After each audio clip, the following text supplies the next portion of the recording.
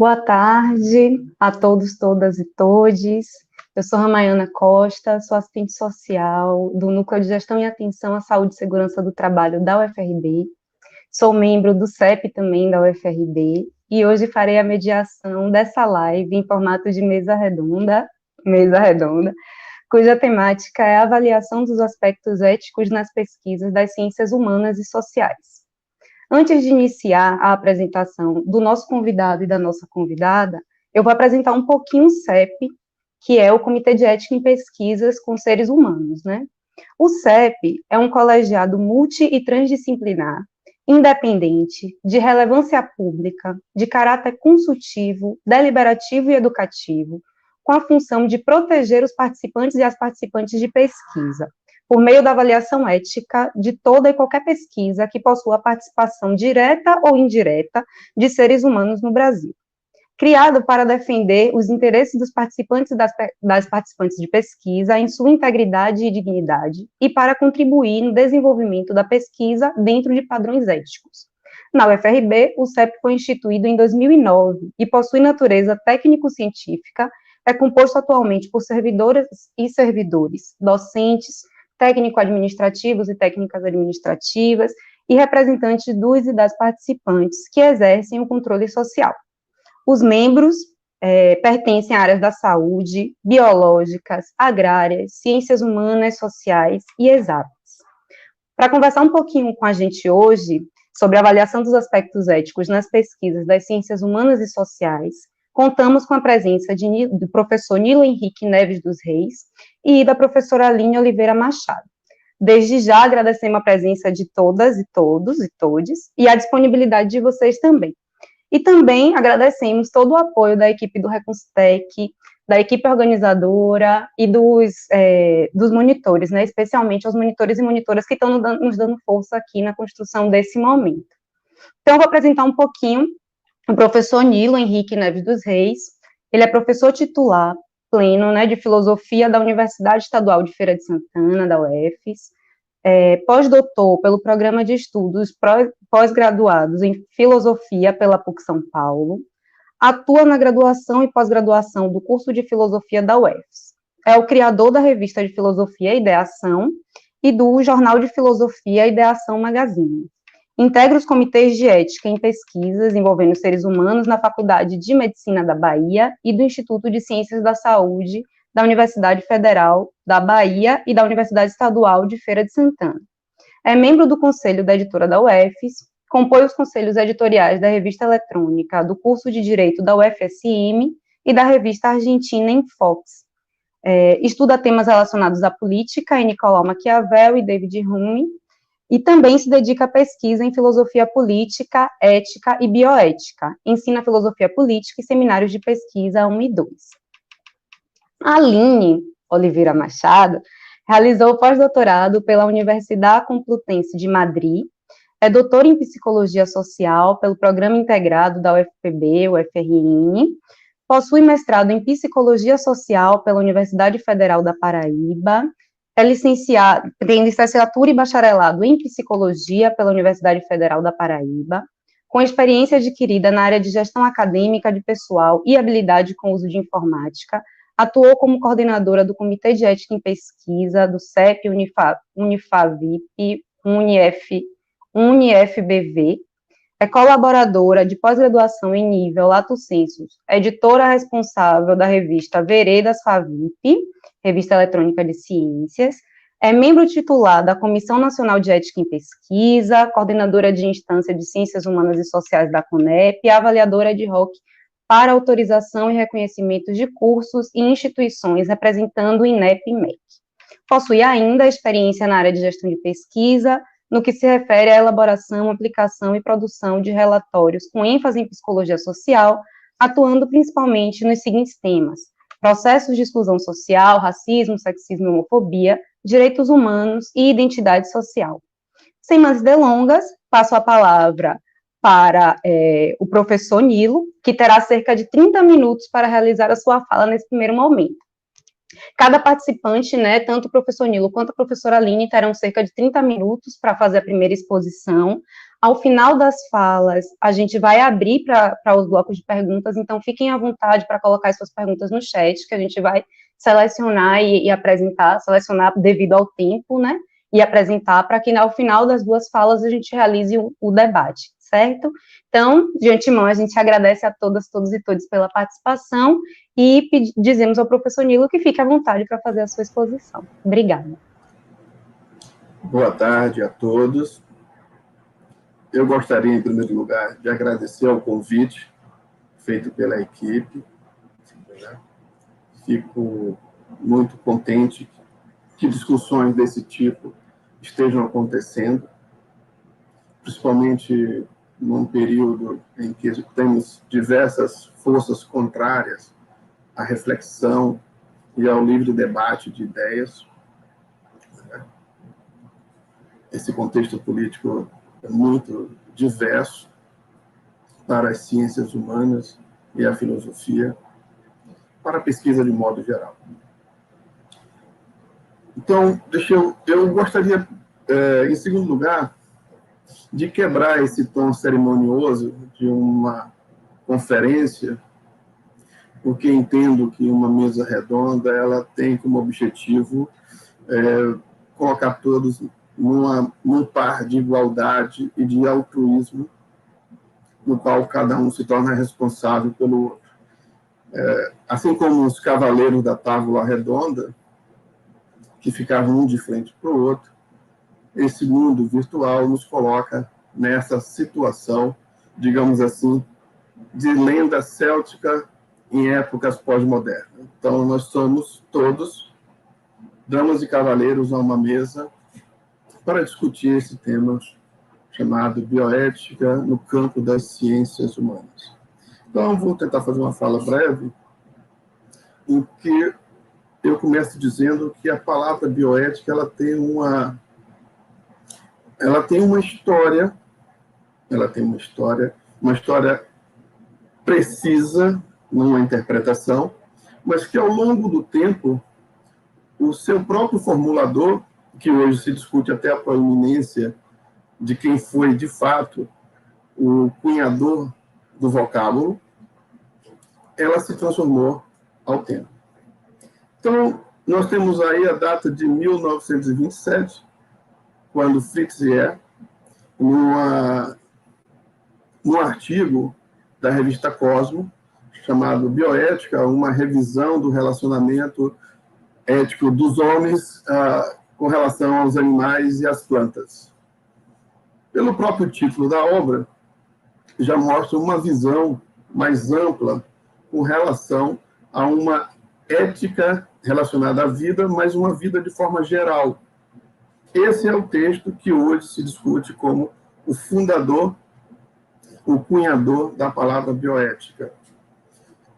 Na década de 1970, vamos ter, coincidentemente, através do André Halligan, fundador do Instituto Kennedy de Ética, uma utilização da palavra bioética vinculado às suas pesquisas na área de reprodução humana, mas com uma preocupação em estabelecer um diálogo entre a medicina e as humanidades.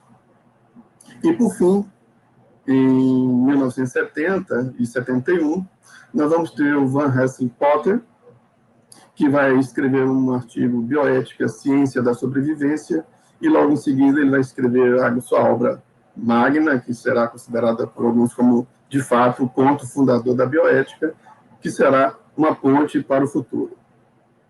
Desde o início, o próprio Potter, ao longo do tempo, mostrando-se dialético com o uso da palavra, o seu entorno, a sua relação da própria reflexão com o encontro do outro, porque ele valorizava justamente essa interdisciplinariedade, essa ética que começou como ponte, como uma espécie de transporte de ideias, de reflexões entre o homem, né, o outro, mas estabelecendo a ideia de que medicina e a área da biologia e a área das humanidades deveriam ter um contato.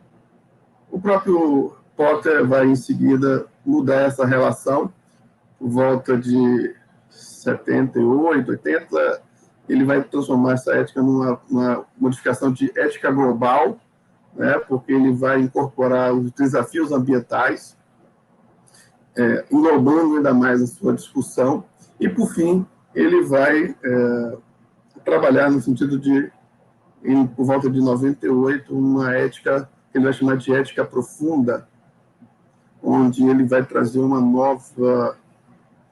nova reflexão, uma reflexão que envolve uma capacidade, uma habilidade, uma, digamos assim, uma inclinação, uma vontade, onde ele usa a palavra humildade para reconhecer o diálogo do outro, né, no sentido de potencializar cada vez mais esse discurso em prol da humanidade. Então, toda essa discussão do Porter vem num momento em que ele procura saber que tipo de futuro nós teremos.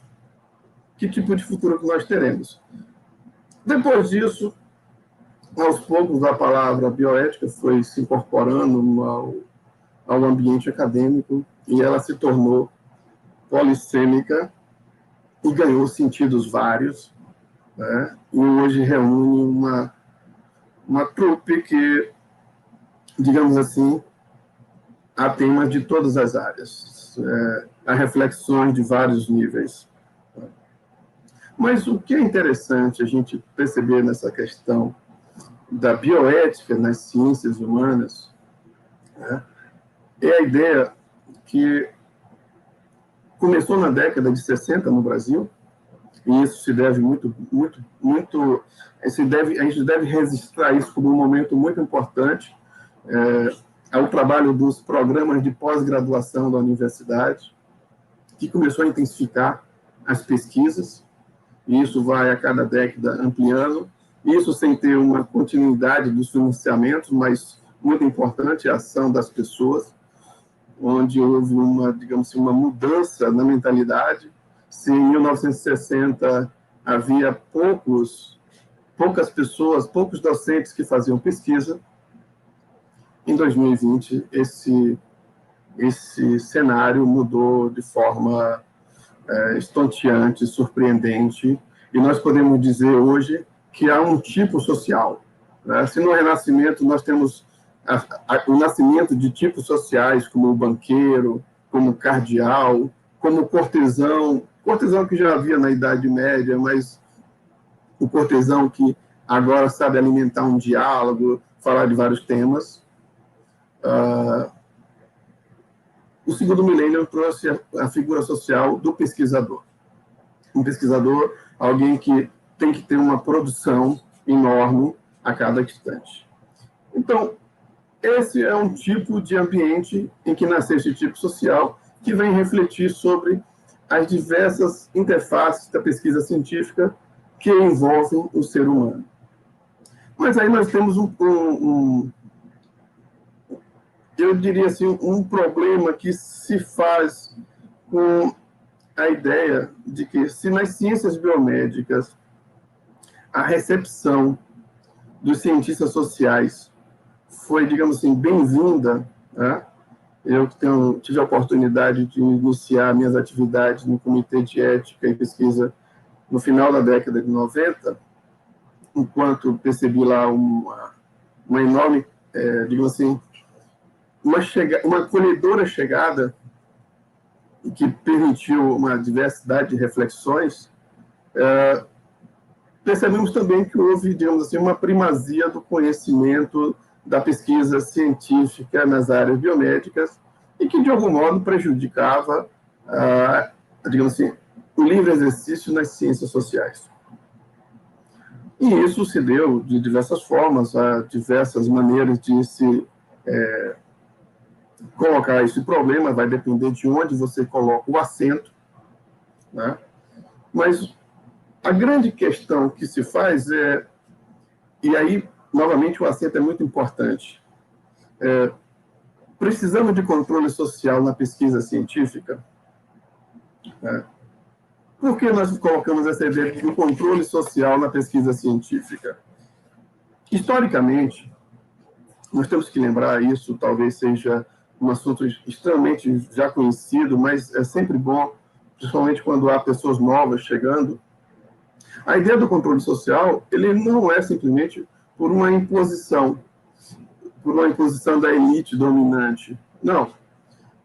Aconteceram fatos históricos, por exemplo, se nós pegarmos que os famosos casos que levaram à confecção da reunião em Belmont, que, por final, fez o relatório Belmont, e que depois ficou conhecido através do Bishop e do Children, com princípios de ética biomédica, a ideia de um controle social sobre a pesquisa científica, a partir de certos princípios, mas princípios esses que nasceram por conta de abusos cometidos contra a espécie humana.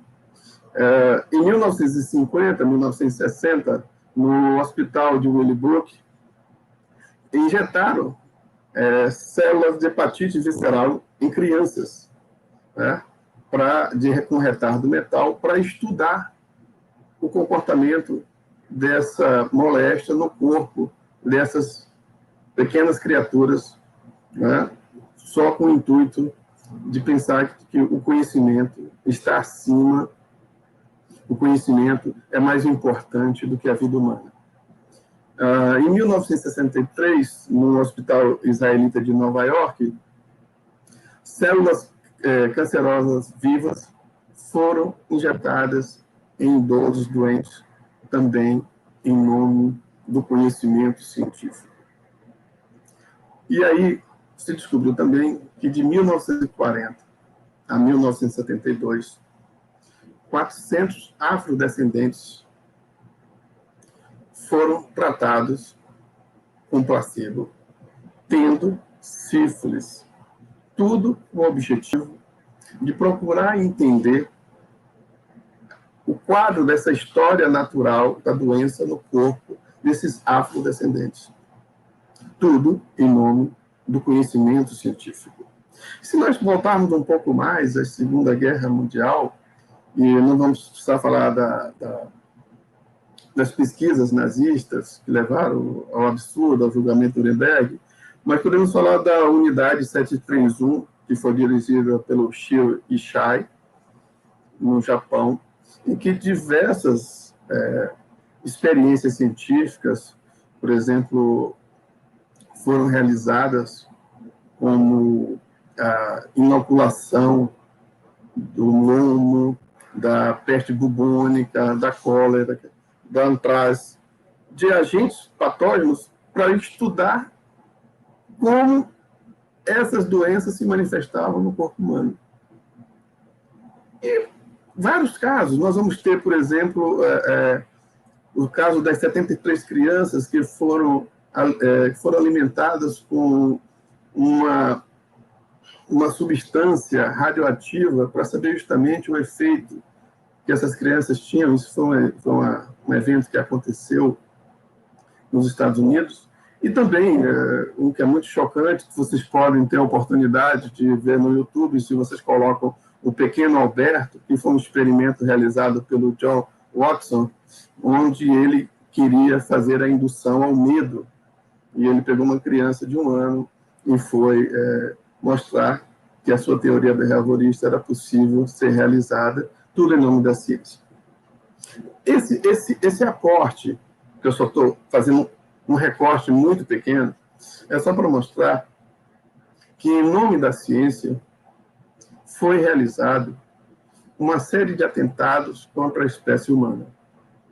E esse controle social, que, dependendo do acento que a pessoa queira dar, alguns podem imaginar que seja para controlar a ciência no sentido de que quer ter o domínio da ciência, e isso a gente pode levar para uma outra discussão, porque as ciências, estando dentro de um modo de produção capitalista, elas, infelizmente, vão entrar no mesmo rol do mercado, da produção e da distribuição das outras coisas que fazem parte das relações comerciais.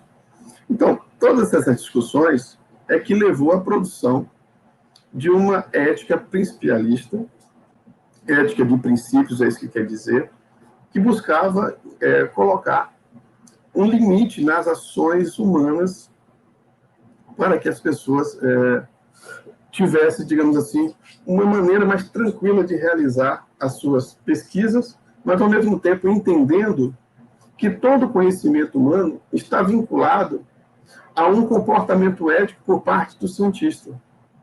Ou seja, não há conhecimento sem que este esteja com engajamento ético.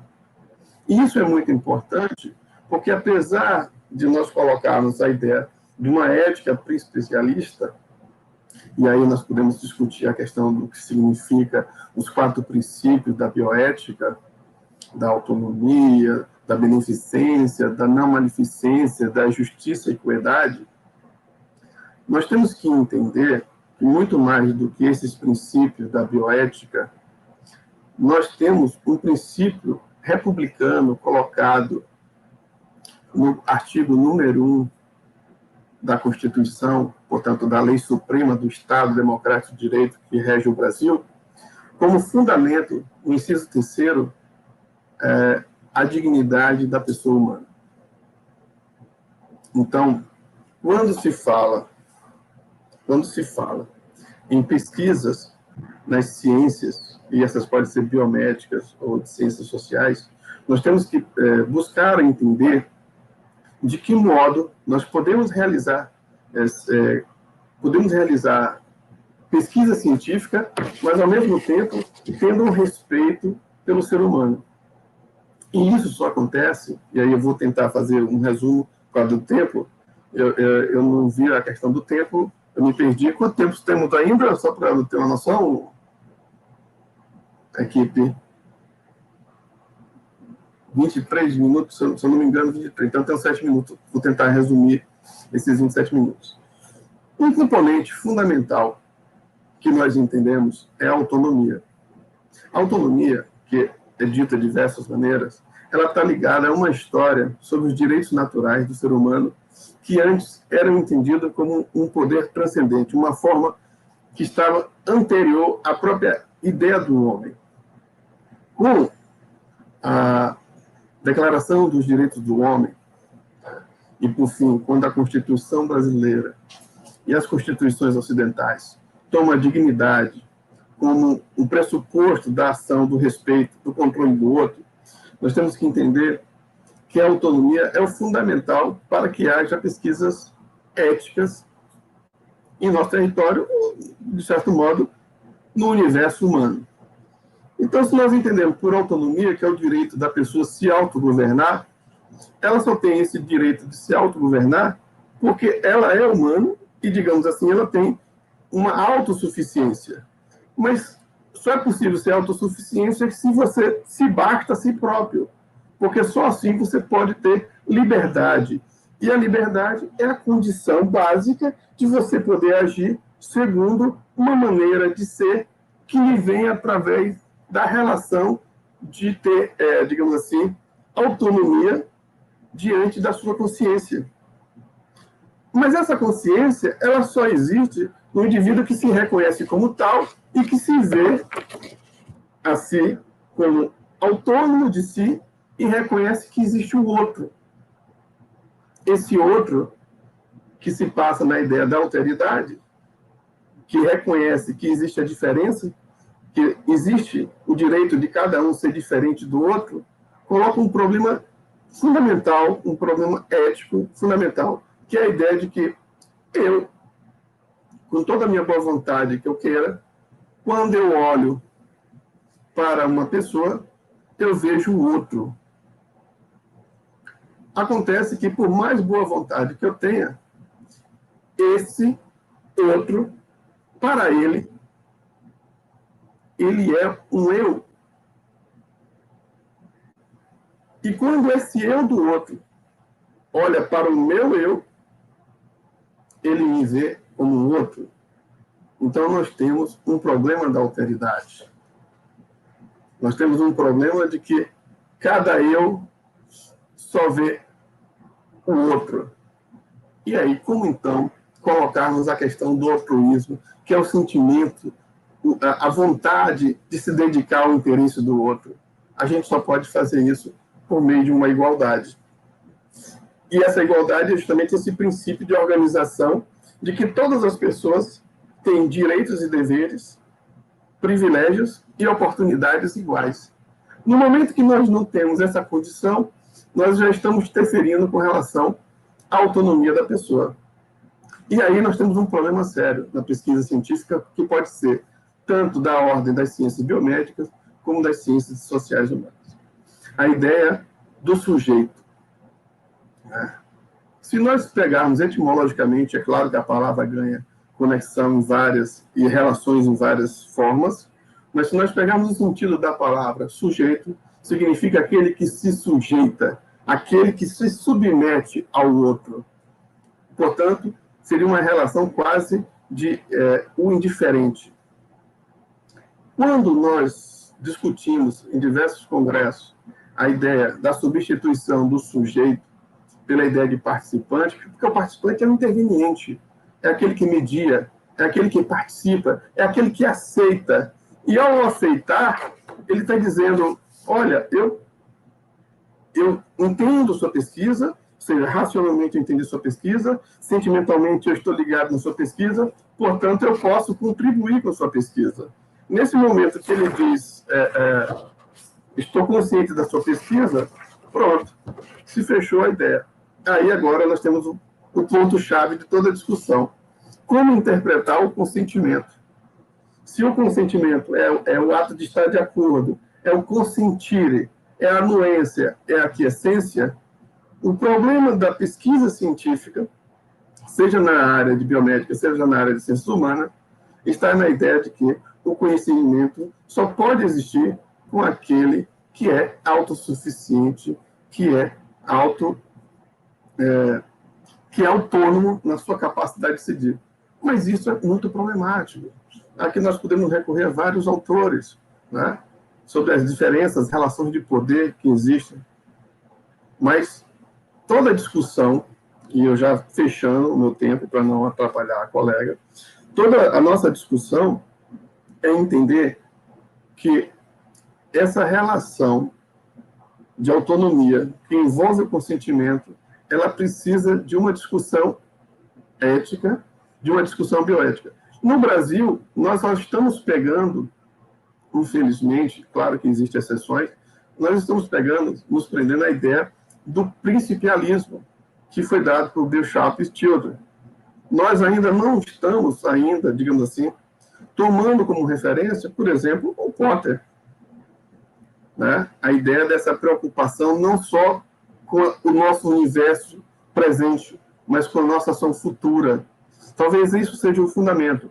E quando a nossa Constituição brasileira diz que o fundamento da ação humana como é que se diz, é o artigo 1º, né, que eles chamam da Constituição, é o artigo 1º, quando ele diz que a dignidade da pessoa humana é, digamos assim, a consciência do próprio valor de si, nós temos que pensar, e aí eu vou fechar, nós temos que pensar nessa relação de cuidado com o outro. Como cuidar do outro se eu vejo o outro como o outro? Então, como eu posso fazer pesquisa científica na área de ciências sociais se eu acho que o outro é um meio para chegar ao fim da minha pesquisa científica? Então, eu não venho trazendo respostas.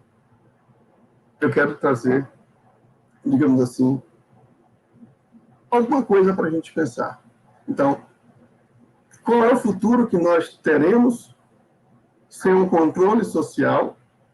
Porque imaginar que o ser humano tome consciência de si e haja bem com o outro, isso é aquilo que deveria ser.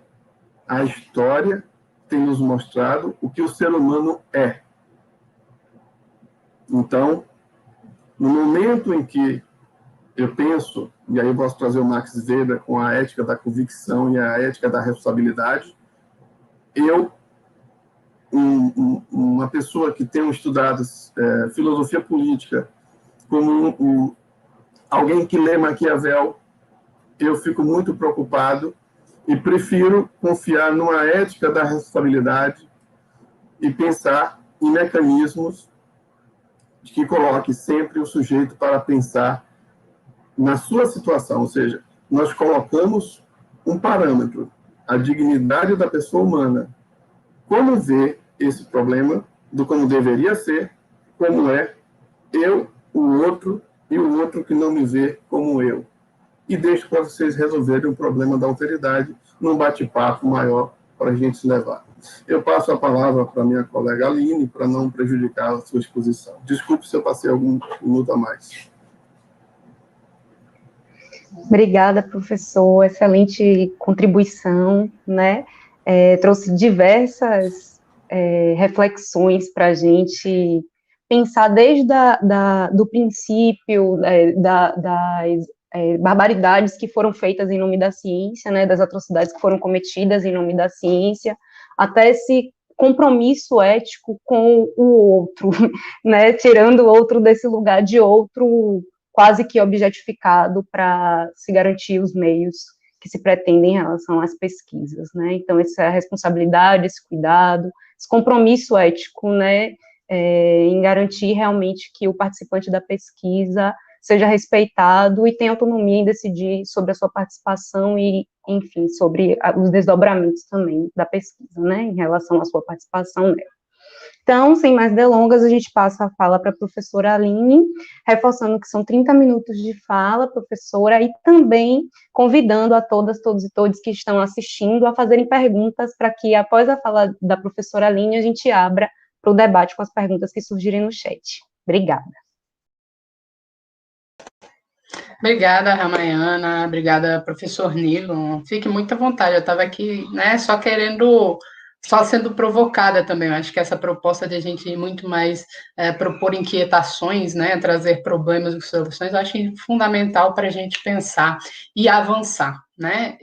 Antes de mais nada, assim como professor, quero agradecer a equipe organizadora da Correia Concitec pelo convite, né, dizer que, como eu sempre digo, assim, eu fico muito feliz em poder participar desses encontros, mesmo que virtuais. Eu gosto do presencial também, mas mesmo que virtuais, porque nós somos motores de nós mesmos, né? Tem um tempo em que a gente possa sentar e discutir questões que não são tão caras, né? Que a ética em pesquisa nas nossas áreas como se retroalimentasse para que a gente continuasse trabalhando, se movimentando nesse sentido, né?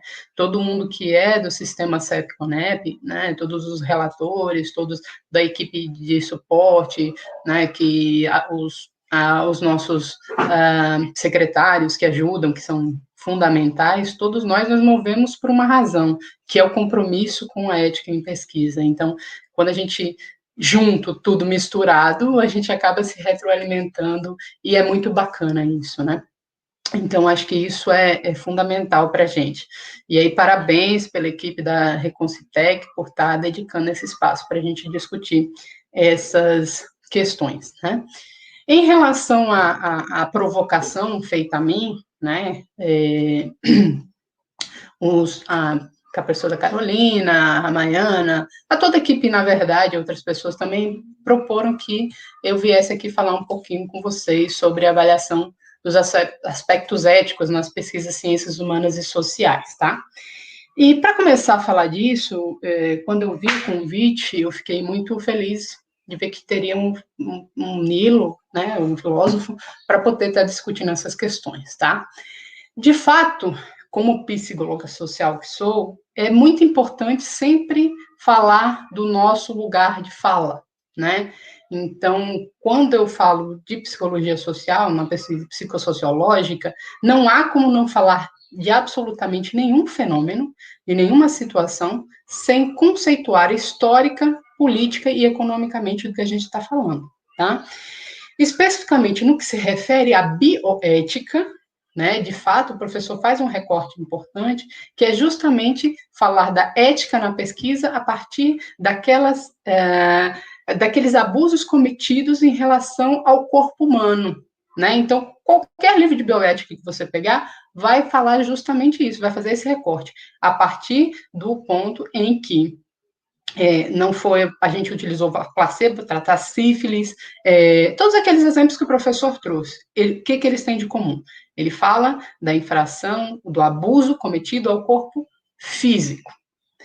Mas, olha, quando a gente fala da pesquisa, que não a biomédica, né, não a pesquisa clínica, será que ela não pode trazer também impactos sobre a dignidade do homem? Será que ela não pode causar prejuízos que são quase que irremediáveis também? Será que é só o tratamento que não farmacológico que foi atribuído a ele, ou não melhor tratamento?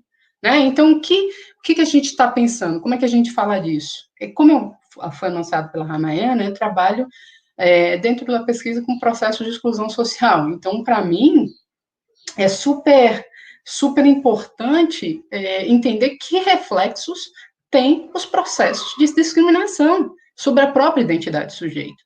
Mas a gente não precisa falar de pesquisa de agora, tá? A gente pode fazer referência a pesquisas muito anteriores, como, por exemplo, a de Lombroso, de Cesare Lombroso, que todo mundo aqui, ou que a maioria de vocês conhece, todo mundo já ouviu falar, que era justamente, pretendia entender como os traços físicos poderiam estar vinculados a um comportamento delitivo, né? O Lombroso, obviamente, depois foi absolutamente questionado, mas ele demonstrou que os traços da cultura africana eram de pessoas que estavam ligadas a comportamentos delitivos. E os brancos europeus não tinham comportamentos delitivos. Ora, né, só por um acaso ele encontrou isso. Mas vejam, essa é uma pesquisa que tem um princípio baseado nas relações sociais, nos impactos sociais. Apesar de ter uma concepção, né, biológica de comportamento, mas ela está dizendo o seguinte, olha, determinados traços determinam comportamentos sociais.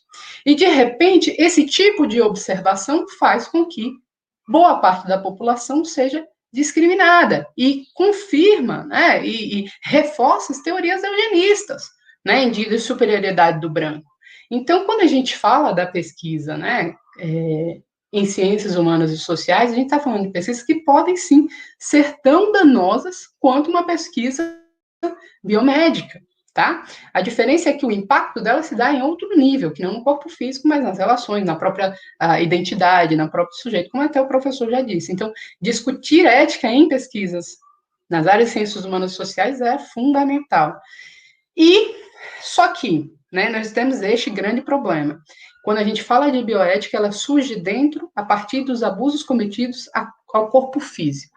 Então, ela surge a partir da pesquisa biomédica. Então, toda a história, todos os tratados, todas as normativas, todos os pactos que foram feitos em função da pesquisa, das infrações contra a dignidade humana, elas são pautadas a partir de uma única maneira de se fazer pesquisa, né, de uma única compreensão do que é a pesquisa, que é justamente uma pesquisa positivista, uma pesquisa na área biomédica, e aí começa a criar uma série de dificuldades para alguns pesquisadores, tá? Isso eu trago para que a gente possa entender, né, onde é que o nosso sistema de apreciação ética, que é o nosso sistema SEDCONEP, ele se enquadra. Então, ele nasce como mundialmente se surgiu, nasce dessa necessidade de combater os abusos, né, em relação ao corpo físico, mas, óbvio, quando a gente fala de ser humano, ele é muito mais do que isso, né? Então, esse avanço, esse caminho a ser trilhado, que continua sendo trilhado, começa também a ser trilhado nas normativas em ciências humanas e sociais, tá? Então, nesse sentido, quando a gente fala da resolução do nosso sistema normativo, né, a gente vai começar lá pela 196, antes mesmo da 196, mas vai começar pela 196, depois a 466. A 466 já reconhece que existe uma necessidade de se pensar uma resolução específica, né, para as pesquisas que não são, né, positivistas, como estão colocadas, mas são muito mais subjetivas, e diz o seguinte, olha, é preciso criar uma resolução específica. E aí a gente já conhece aquela história de que se reuniu em vários grupos, na CONEP, enfim, e culminou com a resolução 510 de 2016. A primeira coisa que a gente precisa notar é o seguinte: quando fizer a 466, né, tem lá um artigo que diz o seguinte: é preciso pensar uma resolução específica para as áreas de ciências humanas e sociais. No entanto, a gente não está se referindo da área enquanto com a área de conhecimento, né? A gente está falando, né, necessariamente de pesquisas que se utilizam de procedimentos e metodologias características dessas áreas. Ora, muito simples. Vamos pensar, então, por exemplo, no curso de enfermagem, tá? Então, na área de saber da enfermagem. 90% das pesquisas na área de enfermagem, se não mais, eu estou chutando aqui 90%, estão vinculadas ou se utilizam de metodologias características das ciências humanas e sociais. Ora, o método nada é mais do que uma caixa de ferramenta. Como a gente vai aplicar vai depender do objeto de estudo, tudo isso que a gente conhece, né? Da população, das características, tudo. Então, enquanto objeto, enquanto ferramenta, tá? Ele não é exclusivo das ciências humanas e sociais, mas ele é amplamente difundido e utilizado por essas áreas, tá? Então, a primeira coisa que a gente precisa notar é que a apreciação ética, ela não é uma apreciação burocrática, ela é uma apreciação ética pautada na proposta do pesquisador, tá? Então, quando eu vou fazer a apreciação ética, eu tenho, obviamente, uma normativa que me guia, tá? Mas ele efetivamente se refere a uma leitura da proteção e defesa do participante, respeitando a sua dignidade, integridade, nos princípios da norma, enfim, todas aquelas questões, tá? Então, a gente precisa isso ter em conta. Não é, a 510 não se refere à área de concentração do estudo, à população a ser investigada, ao espaço onde ela vai ser desenvolvido, não se refere à técnica de coleta, não é a abordagem metodológica quanti ou quali, tá? E muito menos a formação do pesquisador. O que define se uma pesquisa será utilizada, serão apreciadas à luz da 510 ou da 466, são justamente aqueles procedimentos e metodologias características dessas áreas. Mas quais são as pesquisas que se enquadram nessas áreas, tá? Então, aquelas pesquisas que se voltam, que têm como objetivo, que têm no seu escopo, o conhecimento, a compreensão das condições de vida, a existência, a vivência dos saberes de pessoas, dos grupos, suas relações sociais, institucionais, seus valores culturais, suas ordenações históricas e políticas, suas formas de subjetividade de comunicação, de forma direta ou indireta. Essas pesquisas, elas devem ser apreciadas à luz da 510. Claro que a gente vai ter algumas implicações, né? A intervenção aqui, gente, só para ficar claro, intervenção aqui a gente está falando daquelas pesquisas que propõem intervenção, algum tipo de intervenção, tá? Então, uma pesquisação, enfim, é esse tipo de intervenção aqui, tá? Então, o que acontece? Quando a gente fala dessa questão, a gente precisa lembrar que esses princípios, ou que, na verdade, mas que essa normativa 510, ela foi debatida e discutida por um longo tempo, com várias representações, tá? Que culminou nessa resolução. Essa resolução é a resolução que resolve todos os problemas? Não, gente. A própria 466, hoje, a gente ainda tem discussões sobre ela. Então, assim como com todo e qualquer outro documento, essa é uma resolução que está caminhando, que está propondo um avanço, e ela tem muitos avanços, né? Então, vamos lembrar lá, se a gente falou que a pesquisa, a 466, e a pesquisa ética em pesquisa, normativa em pesquisa no país, ela se pautou, ela iniciou dentro desse campo da infração da bioética, no que se refere ao corpo físico, e não das outras questões, a gente está falando, por exemplo, de uma plataforma Brasil que foi criada para isso, que tem uma concepção de pesquisa, né? Quando a gente vai preencher. No entanto, aquela concepção, ela não abarca as outras demais. O que a gente faz quando se depara com isso? Não se aplica. Ponto. Né? Então, uma ferramenta não pode ser impedimento para que a gente possa avançar na questão da perspectiva da ética em pesquisa. Né? Já ficou claro que a gente precisa de falar de ética, discutir ética e aplicar a ética na pesquisa, né? Ainda mais no mundo que a gente vive hoje, que tanta atrocidade acontece. Né? A ética não pode ser uma interpretação individual, mas ela precisa estar guiada, então, em impactos sociais, em princípios normativos. Mas vamos lá. Então, quando eu digo isso, eu estou dizendo o seguinte, olha, sempre que o aluno me pergunta, ele diz, professora, por onde é que eu começo para falar, para passar meu projeto pelo comitê de ética. Digo, olha, primeira coisa, um bom projeto. Se você tem um projeto que segue as normativas de um bom projeto, acabou. Você não precisa inventar nada. O papel do sistema CEP-CONEP é fazer a leitura e apreciação ética deste protocolo com base na propositura do pesquisador e se ele está adequado aos princípios éticos. O CEP não vai criar nenhuma solicitação para o pesquisador que mude o protocolo dele. Não, o protocolo dele é que tem que estar fechado. Se ele está bonitinho, beleza. Pegam lá meu projeto, montei, vou lá preencher a plataforma Brasil. É só copiar e colar. Aquilo que não tem, desfecho secundário, nunca viu o que é isso, sei lá o que é isso.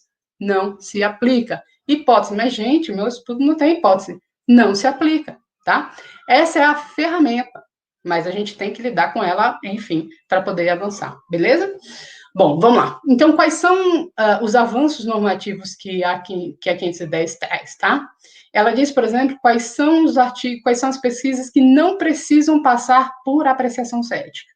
Então, pesquisa de opinião pública, pesquisa com informações de acesso público, informações de domínio público, tá? A pesquisa censitária, a pesquisa em banco de dados, cujas informações são agregadas sem possibilidade de identificação individual.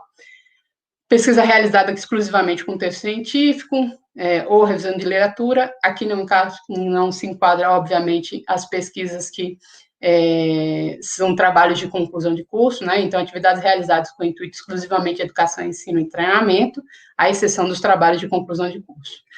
Eu voltei aqui no banco de dados para a gente ter uma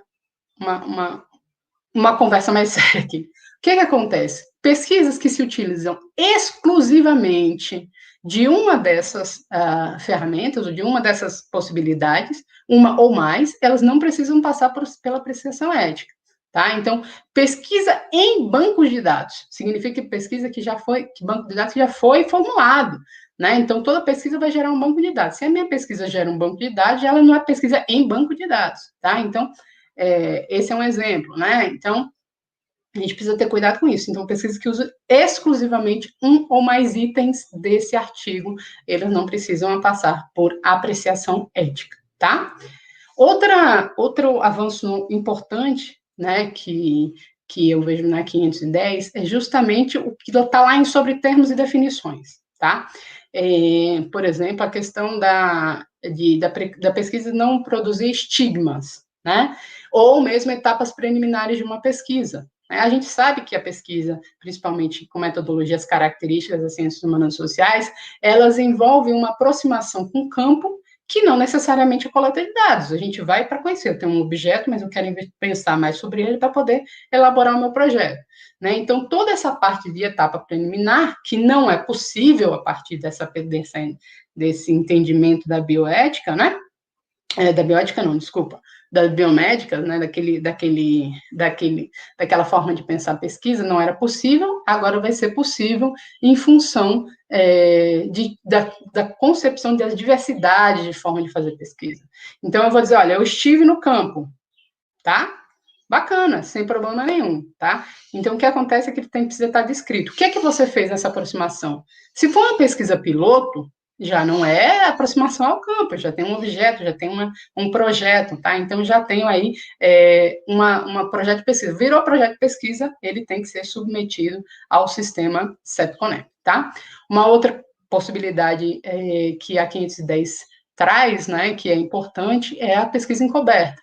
Então, uma vez que a pesquisa, ela procura entender algum fenômeno que pode ser impactado pela própria consentimento a priori, né, dos pesquisados, participantes de pesquisa, então a 510 vai possibilitar que esse consentimento ele possa ser feito a posteriori, tá? Ou não feito, tá? Então, eu posso utilizar aí alguns exemplos para dizer, olha, eu estudar isso, se eu enunciar isso para o meu participante, vai influenciar, vai criar um viés de pesquisa, tá? Então, isso é uma forma de avanço, tá?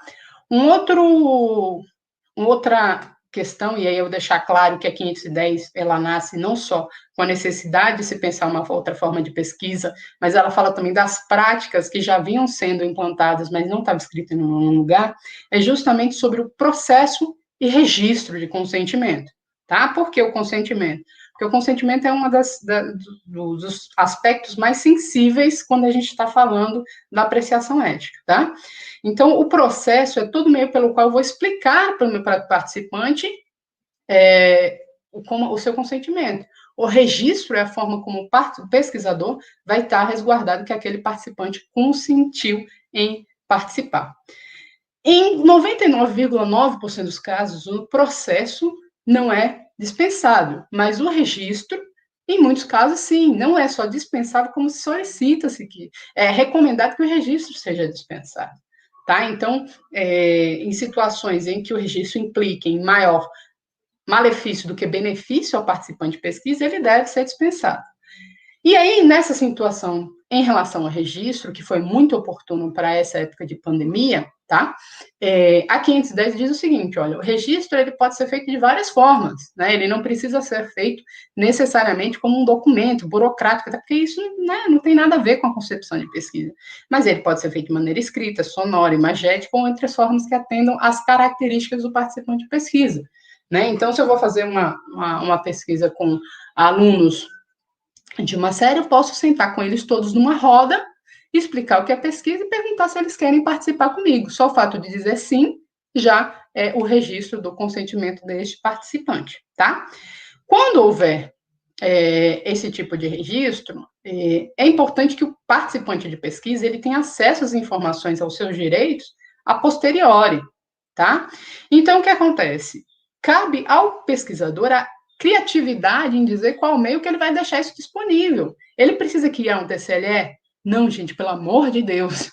Né? Nessas pesquisas a gente nem fala de TCLE, a gente fala de registro de consentimento. A forma que ele vai adotar, a TCLE é uma das possibilidades, mas não é nem a mais recomendada. Né? Então, ele pode disponibilizar um link de acesso, ele pode disponibilizar um quadrinho, tá? Então, vai da criatividade do pesquisador e o papel do sistema CEP-CONEP é ver se está adequado para a garantia dos participantes de pesquisa, tá? O que precisa estar garantido? O artigo 17, que é o equivalente ao artigo 16 na 466, traz para a gente justificativa, objetivos e procedimentos, explicitação dos possíveis danos, a garantia de plena liberdade, o sigilo, a privacidade, acompanhamento e assistência. Vejam, aqui entra quando houver ou quando couber. Se a proposta de pesquisa do pesquisador não prevê nenhuma forma de acompanhamento e assistência necessária, o sistema CEP não vai criar isso, não vai dizer, olha, você precisa criar um acompanhamento. Não, tá? Quando houver, quando couber, né? O acesso aos resultados da pesquisa, ressarcimento também quando houver, né? Então, o pesquisador vai sair da sua casa, vai até a escola, vai fazer com os alunos, já faz parte da vida cotidiana daquele participante aquele comportamento, aquela situação. Então, não vai haver despesas. Então, a gente não vai cobrar ressarcimento nessa situação, tá?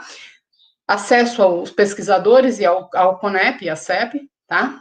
Isso tudo para dizer o seguinte, a leitura que o sistema CEP-CONEP faz do protocolo de pesquisa não é uma leitura cartorial.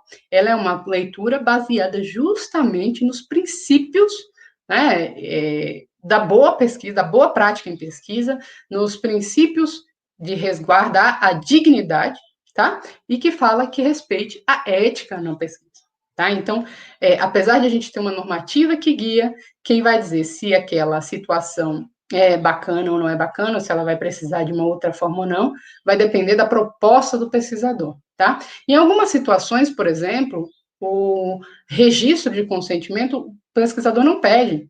Eu vou falar com aluno, com pessoas que cometeram um ato infracional, né? E aí ele bota lá um TCLE, né? Nosso papel é dizer, olha, você vai criar uma lista de sujeitos que cometeram infração. Não é bacana isso. Então, nesses casos, a dispensa, inclusive, deve ser indicada como uma possibilidade para o pesquisador, tá? E, obviamente, nosso papel enquanto sistema CEP-CONEP é avaliar as questões da ética. O método só é objeto de apreciação ética a partir do momento em que ele implique em um risco para o participante, né? Então, vamos supor, eu vou falar com alunos que têm algum tipo de comportamento delitivo, infracional, né? E vou reuni-los todas dessas feiras, 2 da tarde, na sala A, B110. A sala A 110. Quando eu crio esse procedimento, eu estou criando um estigma para uma população. Então, essa característica do método deve ser revista para que não estigmatizar aquela população que está sendo investigada, tá? Em termos de documento, ele não muda muita coisa, tá? Não muda o formato, então a gente precisa de uma folha de rosto, projeto. No caso, não é um TCLE, que é obrigatório, mas agora a gente precisa da descrição detalhada do registro do processo, né? E para o preenchimento da plataforma Brasil, né, a gente tem a carta circular 110, para quem não conhece, que justamente dá passo a passo daquilo que não nos interessa, assim, que não precisa colocar. Né? Então, se vocês quiserem acessá-los, vai ser muito mais fácil para quem estiver aí tentando submeter seu projeto de pesquisa, tá? Mas é isso, montou o projeto, tá bem escrito? Bacana, copiou, colou. Não tem, você coloca lá, não se aplica, tá? Eu vou dar uma corrida aqui um pouquinho mais rápido, só para a gente poder entender algumas questões que dizem justamente sobre isso, né, de que a leitura da CONEP não é a leitura cartorial. A pandemia, ela trouxe consigo muitas questões negativas, absolutamente muitas questões negativas. A gente, né, vivendo no isolamento, piorou a saúde mental, enfim, né, impediu, muita gente teve o seu trabalho laboral dispensado, enfim, muita coisa aconteceu. Mas uma coisa é inegável, tá? A gente vivia num momento de descrédito da ciência, em que, com a pandemia, a ciência foi chamada pela população à tona, das respostas, né, das mais variadas, e das respostas rápidas. Então, esse descrédito começou a ser revisto. E a gente começou a ver, por exemplo, chegar nas nossas redes, nas nossas formas de contato, muitas pesquisas como essa aí que eu estou mostrando para vocês. Então, queremos saber como você está. Ajude-nos a entender o impacto da pandemia do novo coronavírus, né? O que acontece? Aqui a preocupação era saber como se dá a inserção dos indivíduos nos processos de cuidado de saúde mental e suas interfaces na constituição de subjetividades em uma sociedade que enfrentava a pandemia. Isso por meios que não são presenciais, né? Então, a gente traz aqui uma série de questões que é muito pertinente. Então, a 510, ela foi muito pertinente para falar dessas pesquisas, né? Não só para pesquisa que se utiliza de situações de ambiente remoto, mas também da própria pesquisa biomédica. Então, ela se utiliza das questões que foram trazidas à tona para poder falar dessa apreciação ética. Né? Então, a nova realidade social, a emergência da investigação, a sensibilidade do tema, as variedades de inserções sociais, os métodos e procedimentos de pesquisa, todos esses passaram a ser também preocupação da apreciação ética. Né? Então, eu não posso falar, por exemplo, de uma apreciação ética sem pensar nas questões de emergência sanitária. E aí, nesse sentido, tanto internacionalmente quanto no país, a gente teve uma série aí de cartas para ajudar a enfrentar esse momento. Em termos de medidas administrativas, a gente viu aí que o CEP dispensou assinatura, pediu que o gerenciamento de pesquisa, a questão do consentimento para a pesquisa biomédica, ele pode ser visto de outra forma, tá? E aí, essa leitura não cartorial, mas é uma leitura muito mais contextualizada, baseada nos princípios, na missão do sistema CEP-CONEP, na verdade, ela passou, então, por uma questão muito mais tranquila, muito mais subjetiva. Então, quando eu penso em risco, agora, de pesquisa, eu não estou pensando em risco só na maneira de quando o pesquisador subestimá-lo, mas quando ele superestima também, né? A gente precisa pensar que o risco de pesquisa, ele tanto está ligado às dimensões física, quanto à dimensão psíquica, moral, intelectual e social, tá? Ou cultural do ser humano, tá? Então, o risco apresentado, ele tem que estar condizente ao que foi proposto pelo pesquisador. Ele nem pode estar superestimado, nem subestimado, tá? Da mesma forma, acompanhamento e assistência. Nesse momento de pandemia, se aquela pesquisa, ela propõe, por exemplo, uma escala que tem 30 itens que pretende observar o indicador de depressão, né? E aí tem outra escola sobre ansiedade, tem outra sobre transtorno de estresse pós-traumático, e de repente o participante de pesquisa responde, né, o 7 em todos os itens da escala. Se esse participante ele não tem habilidade técnica para entender que este indicador é um mero indicador, não é um diagnóstico, ele pode, enfim, ser impactado, criando até um gatilho psíquico, né? Então, o acompanhamento e assistência deste protocolo de pesquisa, ele tem que estar condizente. Óbvio, por exemplo, que a gente viu situações em que a possibilidade era da primeira escuta, do primeiro acompanhamento, tá? Então, passando para o serviço de atendimento online.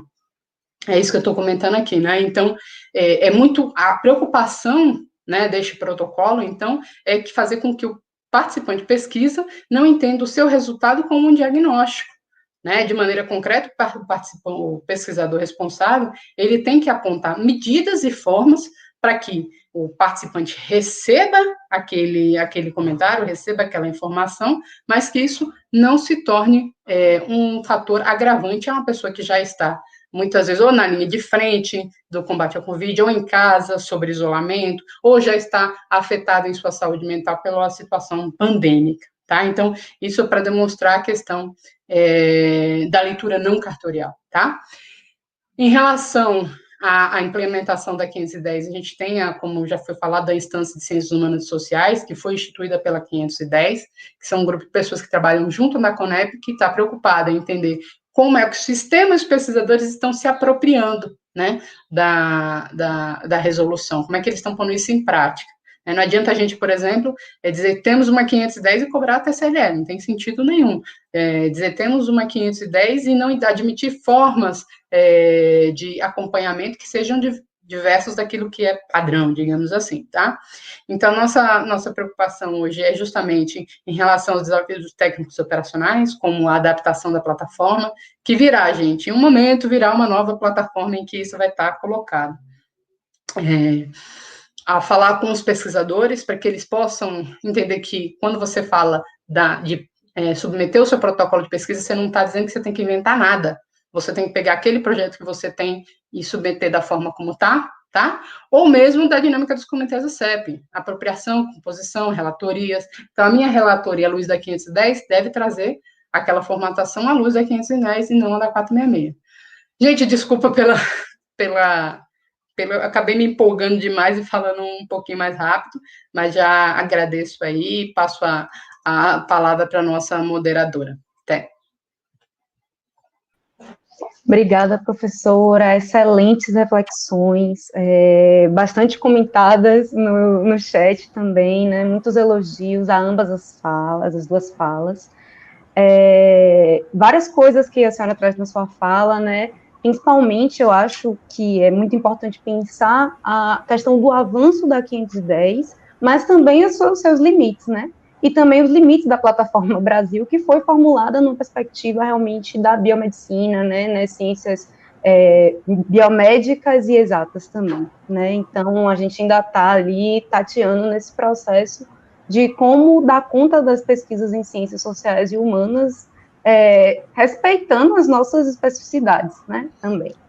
Enfim, então eu não vou me estender muito na fala, porque surgiram muitas inquietações, reflexões e perguntas, né?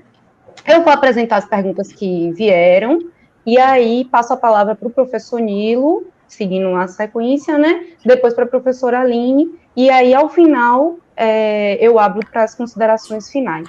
Eu vou apresentar todas, porque acho que vocês podem entender, né? Algumas são direcionadas, mas acho que todas caberiam para todos os dois, né? Então, Carolina Yamamoto traz: relação de poder interfere na autonomia do ser. Como garantir essa consciência do eu, da dignidade do participante em populações vulneráveis que são convidados a participar de pesquisas? Tem muita relação com a fala do professor Nilo inicial, né? Rodrigo Souza traz uma reflexão a partir da pesquisa, né, do que foi proposto, né, por Lombroso, que foi trazido na fala da professora Aline, e ele diz: havia ali uma intencionalidade de segregação de um grupo pelo ideal de eugenia dele. É necessário hoje tratarmos de racismo científico desde o ensino básico para reparar essas situações. Ele trouxe em 3 comentários distintos, eu unifiquei e fiz em um só. A professora Leni Ávila apresenta a seguinte reflexão: Creio que as regras utilizadas na área de humanas e sociais precisam ser melhor debatidas. Acredito que os olhos dos comitês de éticas estão muito pautados na área das biomédicas. Pesquisas com populações em situação de rua, com usuários de substâncias psicoativas e que possuem um viés antropológico, ficam muito mais difíceis de serem entendidas pelos comitês de ética. E Carolina Yamamoto trouxe mais duas questões, uma direcionada mesmo para o professor Nilo, que ela diz: professor Nilo, poderia falar mais sobre o altruísmo por meio da igualdade? Não sei se compreendi direito. Observamos que grupos desfavorecidos, às vezes, são os que mais exercem o altruísmo. E, por fim, pesquisas que produzam estigmas apresentam um bloqueio ético, mas se o objetivo for estudar participantes já estigmatizados por sua condição social, devemos ponderar os benefícios? Vou abrir a fala inicialmente com o professor Nilo, mais ou menos uns 6 minutos para a resposta, e depois a gente passa imediatamente para a professora Aline. Eu agradeço as perguntas. Também quero registrar os parabéns à professora Aline pela sua fala. Olha, Carolina Yamamoto, agradeço a sua pergunta. Eu vou juntar as suas duas perguntas numa só. Tudo bem? Na minha experiência como membro de CEP, tanto no CEP da Faculdade de Medicina, como no Instituto de Ciências da Saúde, como no CEP da UFES, e aí eu vendo tanto as pesquisas da área de biomédica como das áreas de ciências sociais, o que eu tenho percebido ao longo do tempo é que as pesquisas sempre, eu quero que você entenda que esse sempre é na sua grande maioria, elas escolhem como participantes da pesquisa as pessoas que são mais vulneráveis na sociedade. Mas eu vou mais além. Eu digo que não só os mais vulneráveis, mas também os mais hipossuficientes, aqueles que têm menos chance de operar os sistemas legais ou têm os recursos simbólicos para manifestar os seus direitos. Só para você ter um exemplo, é muito mais simples fazer uma pesquisa de carcinoma epidemose vaginal em garotas do subúrbio ferroviário do que procurar entender as representações simbólicas de estupro de menores por partes de parentes nas classes mais abastadas. E aí você fala, não existe o segundo caso? Claro que existe o segundo caso. Não merece estudo? Claro que existe estudo.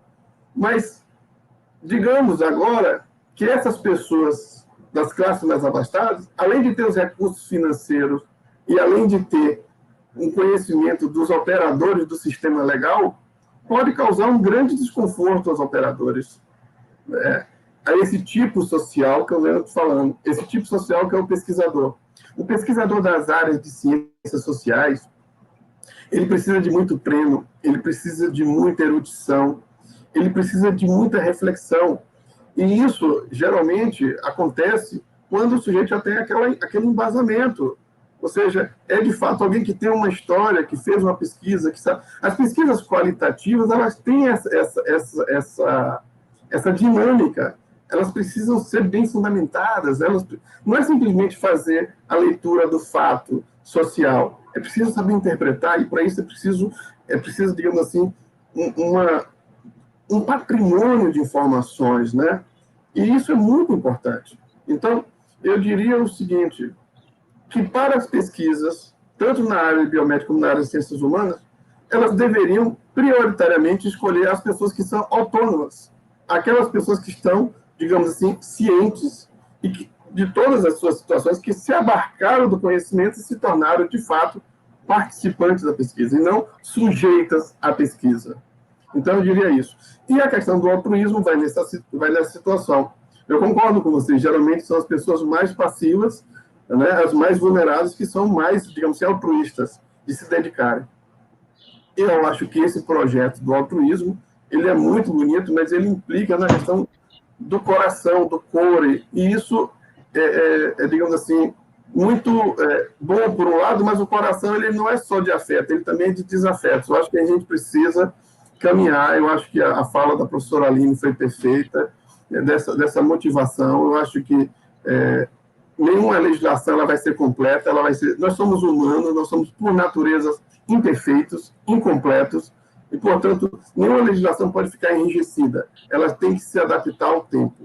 E isso eu diria que é o básico. E, professor, o Rodrigo, você me repete só o que foi que o Rodrigo falou, porque eu me prendi bastante ao... Sim, Rodrigo traz uma questão relacionada a Lombroso. Sim, lembrei. Né? Ele diz que havia ali uma intencionalidade. Sim, eu lembrei. Rodrigo, eu entendo que o Lombroso, ele faz parte de uma história, né?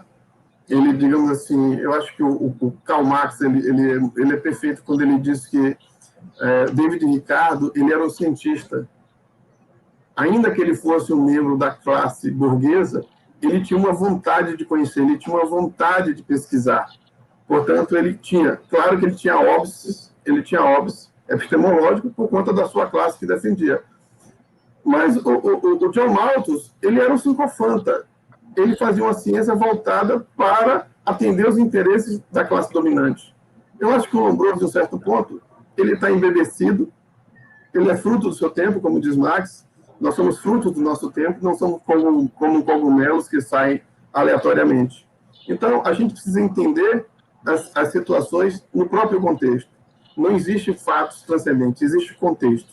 Professora Eleni, para fechar, voltando novamente a essa história, eu vejo, eu sinto, eu participo, eu estou presente em comitês de ética e vejo uma tranquilidade, tanto minha como dos meus pares, né, em lidar com o projeto da forma como a professora Aline falou. O projeto ele é visto quando ele envolve o ser humano, quando o cuidado não é só com o participante da pesquisa. Nós hoje, no CEP, temos cuidado também com o próprio pesquisador. Muitas vezes o pesquisador, no afã da sua pesquisa, ele não se protege devidamente. Né? Então, a gente, às vezes, até chama a atenção dele, fala, olha, é preciso ter um certo cuidado. Você vai fazer uma entrevista, muitas vezes o pesquisador manda fazer a entrevista e manda o seu aluno fazer a pesquisa. Quantas e quantas vezes já passei por situações em que era encaminhar um estudante para uma certa localidade sem nenhum preparo para lidar com situações com o participante da pesquisa, que, na verdade, ele estava expondo o estudante, expondo sua pesquisa. E foi justamente o CEP que veio falar assim, olha, toma esse cuidado. Então, não é um sistema perfeito, concordo com a professora Aline, mas que está em desenvolvimento, né? E os CEPs são formados de vários profissionais que estão aí tentando ajudar o pesquisador e proteger o participante da pesquisa. E entendendo que não existe conhecimento desvinculado de engajamento ético. Então, era isso que eu tinha a dizer, por enquanto.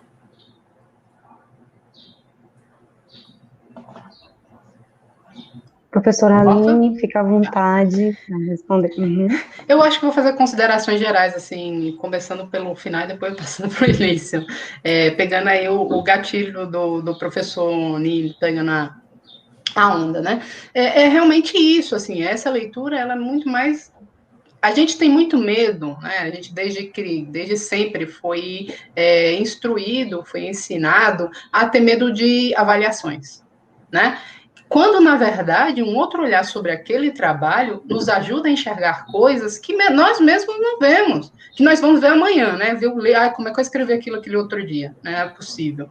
Então, essa leitura que o CEP faz é uma leitura que é justamente no sentido de propiciar, resguardar o CEP, resguardar a instituição, resguardar o pesquisador e proteger o participante.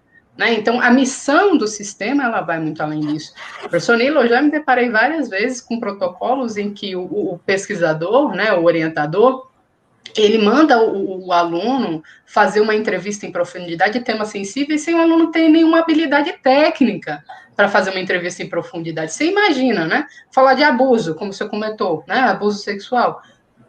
Aí o aluno faz isso, de repente dá algum problema, né? Então, a gente, nesse sentido, enquanto o sistema CEP Conecta, aí vai puxar da normativa e dizer, olha, precisa de acompanhamento e assistência adequado. Esse profissional, com a habilidade técnica, qual é o treinamento que ele vai ter, né? Então, é muito para além do que, né, fazer um checklist, mas é fazer essa leitura muito do protocolo e da proposta do pesquisador. Eu acho que isso é fundamental para poder justamente falar do conhecimento, da produção, enfim. E, como disse o professor, não existe produção sem ética, né?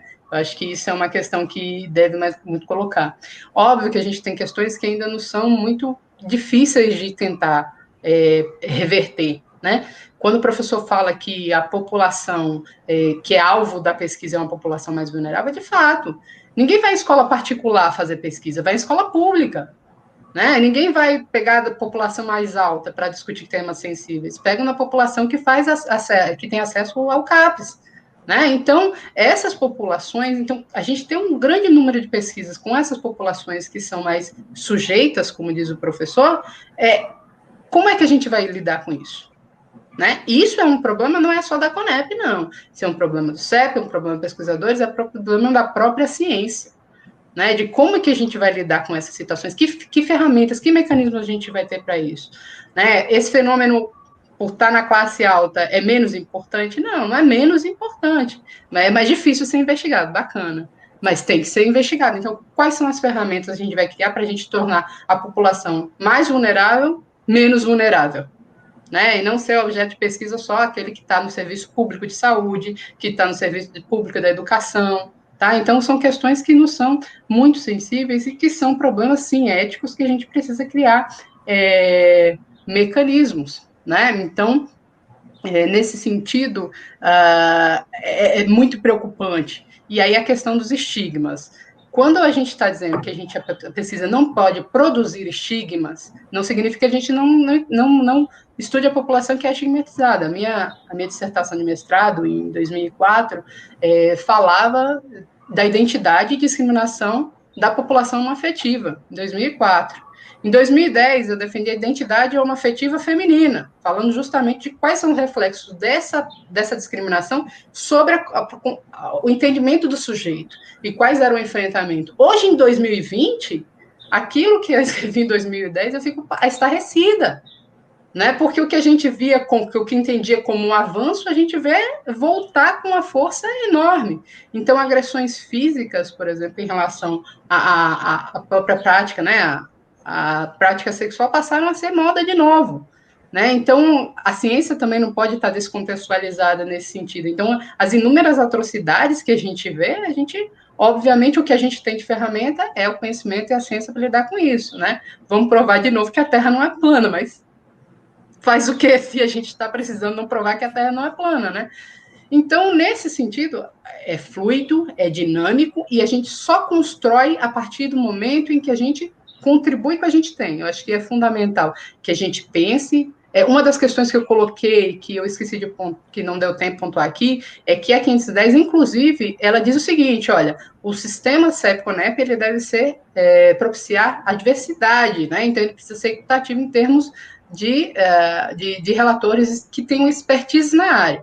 O que eu costumo dizer? Para mim, o CEP ideal é aquele que averigua, que aprecia, tem expertos, né, da maioria dos protocolos que ele tem. Então, se 80% dos meus protocolos têm uma perspectiva metodológica das biomédicas, então eu considero que 80%. Mas não é essa a realidade. A realidade é que a maioria das pesquisas que os CEPs avaliam é justamente de pesquisas que se utilizam de metodologias características das ciências humanas sociais.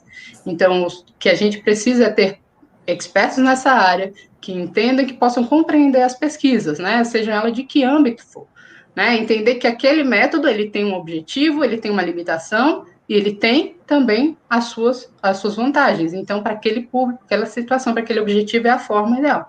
Isso cabe ao pesquisador e a questão da criatividade dele. Enfim, tá?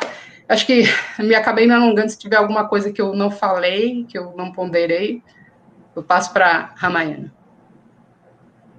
Obrigada, professora, excelente também reflexões, né? Eu vou passar já para as considerações finais, porque como o tempo está avançado, né? Então, a gente tem mais ou menos 3 minutos de considerações finais para cada uma, e ao final eu retorno para fazer o encerramento. Professor Nilo, fica à vontade. Eu agradeço a Universidade do Recôncavo, a equipe do CEP, né? Gostaria de registrar esse acolhimento de Ramayana, de Aline, dos monitores, né? Do público que está participando conosco dessa contenda com muita urbanidade, que isso é muito importante. Eu acho que é um fator que falta e que precisa ser preservado, é a urbanidade diante da diversidade de pensamentos. Isso é muito importante. Eu gostaria de fechar a minha fala final dizendo o seguinte: a violência começa com o uso indevido das palavras. E toda vez que nós olhamos para alguém e vemos nela um meio para atingir o nosso fim, nós estamos cometendo violência. Se nós começamos assim, qualquer produto, seja ciência, seja qualquer outra coisa, ela já está embrulhada, ainda que de maneira disfarçada, de violência. Ou a gente muda isso, ou a gente continuará discutindo como se faz ciência e não percebendo que o verdadeiro problema é a violência de entender que o meu eu pode destratar e considerar o outro como coisa. Era isso que eu tinha a dizer. Um abraço e obrigado a todos. Nós que agradecemos. Professora Aline, por favor. Eu acho que vocês foram até, né, injustos comigo em colocar para eu fechar depois de um filósofo, né? Eu acho que isso aí não tem comparação. Não, brincando para poder dizer que eu agradeço, tá, a equipe, eu agradeço a Reconcitec, a organização, a Ramayana, a todos que fazem a Reconcitec, o prazer de estar com vocês discutindo isso, o privilégio de ter conhecido o professor Nilo, ter trocado algumas ideias com ele aqui. Eu acho que a gente é assim que a gente avança e que a gente cresce, né? Então, como consideração, deixar também, como a gente não pode faltar trabalho, tá? Eu acho que trabalho é uma coisa que não falta. Vou passar para vocês também. A Conep já, o CNS, na verdade, a Conep e o CNS, eles estão com a consulta aberta para a resolução de tipificação e tramitação de pesquisa, que é justamente aquele que vai dar a modulação de onde as pesquisas se enquadram, tá? Então, eu não tenho o link aqui, devia ter trazido, que droga. Mas, enfim, eu posso passar e aí vocês conseguem divulgar entre o público, né? Para colaborar com essa minuta que vai sair, tá? Essa minuta vai gerar uma nova plataforma, mas a gente sabe que é muito burocrático. É muito burocrático qualquer mudança na plataforma. Um íconezinho que vocês veem a mais ou a menos na plataforma, vocês não têm noção do trabalho que isso dá, justamente pelas burocracias criadas pela instituição, o governo. Tá? Então, a gente não sabe quanto teremos uma nova plataforma, mas nós teremos um dia. Eu trabalho para isso, eu acho que todo mundo. Tá? Então, a nossa amada vai nos deixar tristes, né? Muita gente desamparada. Mas, enfim, tá? Agradeço mais uma vez, sigamos juntos, sigamos fortes e vamos enfrentando os tempos. A gente que agradece mais uma vez, né? E deu para perceber, a partir desse debate, a importância e a necessidade, a urgência de outros debates nessa direção, né? Principalmente em relação às pesquisas nas ciências sociais e humanas, que tem uma trajetória de questionamentos e de enfrentamentos e de resistência, né, nesse percurso da avaliação ética, do entendimento do que é ética, inclusive, né. Então, é um percurso longo e que a gente precisa realmente retomar com mais frequência em relação a essas discussões, até mesmo para entender o que é que a gente está fazendo enquanto comitês de ética, né, de avaliação.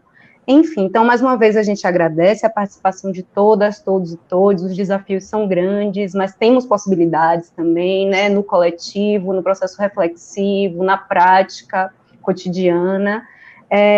Agradecemos especialmente a participação do professor Nilo, a professora Aline, que nos trouxeram reflexões riquíssimas nessa tarde, também a Rodrigo Santos e Graziele Cruz, como monitor e monitora dessa mesa. Agradecemos também a todos e todas, membros e membras do CEP e da UFRB, que estão na construção diária, a gente está junto, né, nessa construção, nesse percurso de avaliação, de estudo, reflexão sobre ética em pesquisa com seres humanos. E aproveito, já fechando mesmo, para convidar todas e todos a participarem amanhã do mini curso que o CEP também, da UFRB, estará ofertando das 8 às 12 horas aqui no Reconcitec, sobre aspectos práticos na submissão de protocolos de pesquisas com seres humanos. Então, estão todos e todos convidados a participar, e a gente conta com a presença de vocês. Mais uma vez, muito obrigada, que tenham todos uma boa tarde e um excelente restante aí, né, de evento que o Reconcitec continua. Boa tarde, obrigada.